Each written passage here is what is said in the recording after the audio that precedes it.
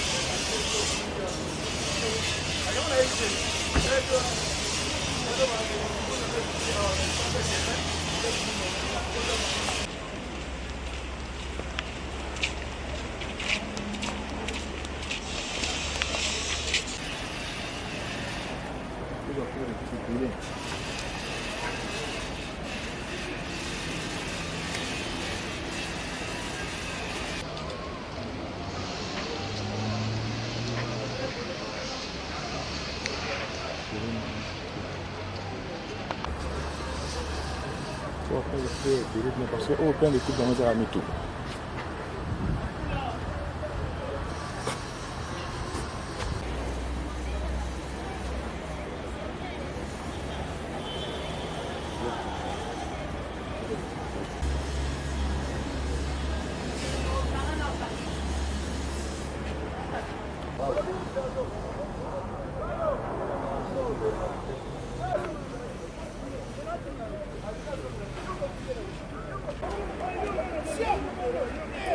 Balance un second.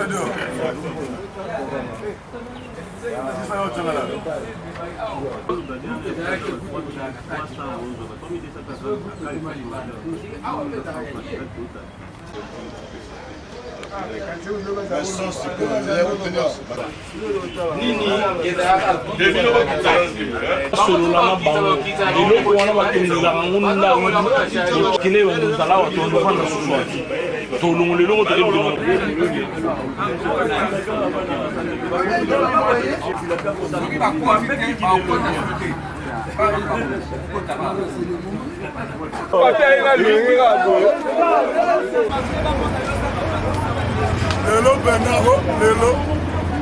Azali nyoko na nini oyo? Azali nyoko.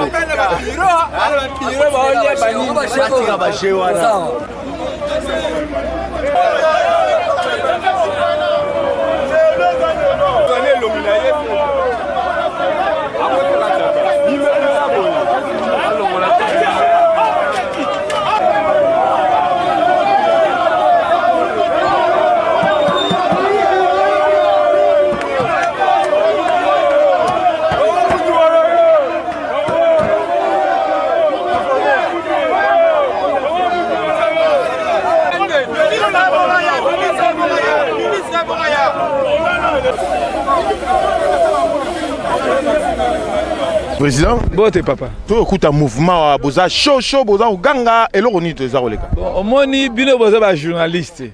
Biso zali awa tozali ba revendeur à véhicule. Tozali na contrat, to signer na stade. Mais sali que tozo ba menace, et sali que tout ba mandataire tout ba yé ba pesi sur papier. To futa. En même temps, ba régier contrat le même jour a pris sa contact. Ce baso to bima pour des travaux à francophonie semble-t-il. Alors que awa francophonie au bandara awa des deux problèmes d'après ba source d'information tozi ba imba teg ana sujet libanais ayak indien s'il faut préciser ayak na un certain Patrick Bologne Azaïb député. Nani? Patrick Bologne. Bah y a un mesure bah salaga. Ce qui dit que francophonie, bah ça va mesure. Il y a un peuple à réagir ça. Alors que nous avons une centaine de familles. Ça veut dire moyenne la famille Zali 6 à 8 personnes, donc 600 000 personnes. Toutefois, chef d'État a promis sur le chômage. Donc ça n'a pas été. Mais là, bah encadrer la famille. Et ces histoires, c'est pas nous. Bah même nos gens là. Alors. On ne peut pas nous menacer, pas toujours foutre à l'État, tout foutre à sacrifier peuple pour intérêt à Moutoumoko. Il y a des autres sympathiques. Étrangers en plus. Pas bon mabato, nanzala, pas pour travailler.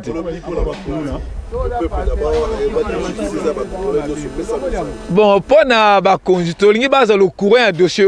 Pour na toujours comprendre ce qu'il y a au juste. Pour des raisons sportives, il y a sport. Ils évoquent plus la francophonie. Or, francophonie, il y a un site nango. Et ça, na fikine puis na stade de martyrs. A ezali na langage ba kinoa to le barashida bateke lango mutumwa ça la 6e indien si ça la supermarché. Donc c'est un peu ça le problème. À moins que bah comme vous soyez atoyé bité. Oui. Bon, très ngape nazo yoka. Azali agent stade nazo yoka, mais ça est à vérifier. Un certain papi na tokan. Mais moi je parle à temps irresponsable et association. Est-ce que Ezalim Balaliboso va menacer Binonesiko? Ezalim Balaliboso, il y a déjà avec un ministre qui est passé. Je ne peux pas citer son nom, c'est Denis Kamba. À Kangela Biso, pendant une année, à Aucune. Or, il y a la continuité administrative. À Salim Menasti, si on trouve les mêmes, je ne sais pas si le ministre est au courant s'il sait que c'est pas au juste ici. Donc c'est un peu ça les postes. Comme si la deuxième chose est échappée. Est-ce que tout à l'heure, il n'est pas au courant. Il avait d'ailleurs dit à l'âge actuel qu'il représentait la civilité à l'administrateur territorial terrain. Depuis Aya, non, qui n'est pas Bourmé, c'était.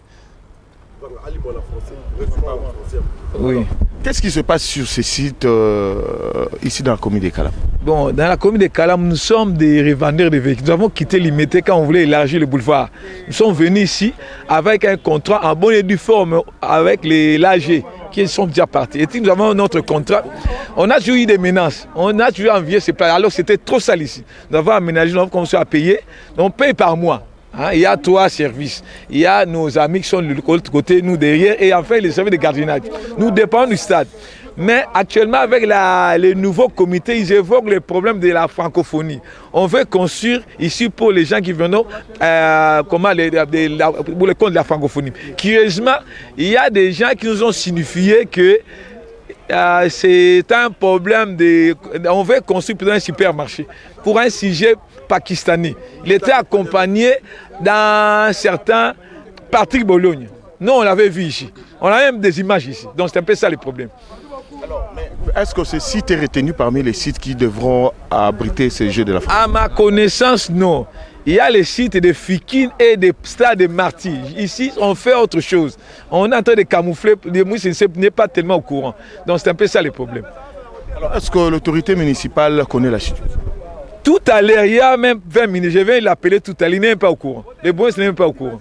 Il avait d'ailleurs dit à ceux que l'actuel AG, Bouira, puisse aller lui prendre une civilité. Depuis il est là, il n'est même pas passé au bourgmestre, voir les bourgmestres. Et le nouveau ministre, il est-il au courant de...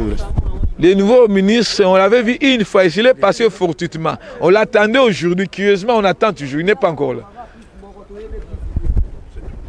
Bon, tout dans la kanda parce que lelo oyo biso nyonso na sima chef de l'État na adage oyo alobaki le peuple d'abord. Ceux qui biso tozali awa, tozali ONG, toza prendre bana ebele na cité baza oyo la même volant a lelo bakomi bato.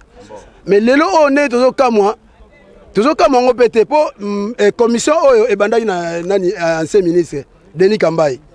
Tout le monde a une fois tozo une menace. Mais tant bakonzi bayokaki pe biso et salamaki te ete kamate mais ezana mese moko oyo azali na stade awa période à Denis Kambaye ya azalaki na commission ya koteka ba place awa mais c'est tokanya y compris na oyo azakuna oyo bo filmer mais c'est papi maintenant yé lokola ministre oyo yesika ayeko kundola dossier wana bendie wana bon balobi que non au lieu que to kende to parcourir par sima lokwa ministre abimana ko Neto kileka sima ya parti na e et pas ya monsieur Bologna Patrick Bologna ministre ayebaki na nute to moni Bologna ayekoya na bendien il a étranger akoko manipuler te ke bana mboka to souffrir lelo pona ye mutu moko toi combien de familles awa toi combien de familles tozo bokola basina bana et ko arriver tant to mona lokola maseki ministre ayeko kita tant ministre akiti ayebisi biso ke non bofanda et to za na problème na binoté ministre de Maleki,